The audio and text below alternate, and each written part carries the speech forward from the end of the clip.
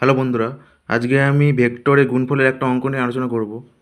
বলছে দেখা হচ্ছে এ ভেক্টর গুণিত বি ভেক্টর গুণিত সি ভেক্টর সমান এ ভেক্টর গুণিত B vector into C vector হবে যখন এবং কেবলমাত্র যখন সি ভেক্টর গুণিত এ ভেক্টর গুণিত বি ভেক্টর সমান 0। তাহলে এ ভেক্টর গুণিত B vector into C vector সমান দেওয়া আছে এ ভেক্টর গুণিত B vector into C vector.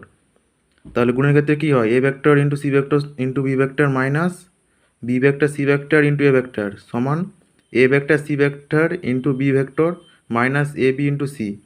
পরের স্টেপে B into C into A সমান এ বি ইন্টু সি। তাহলে এটা যখন মাইনাস করে এদিকে আনবো কী হবে, B into C into A vector minus A vector into B vector into C vector সমান 0। তাহলে সি ভেক্টর এ ভেক্টর গুণিত বি ভেক্টর সমান 0।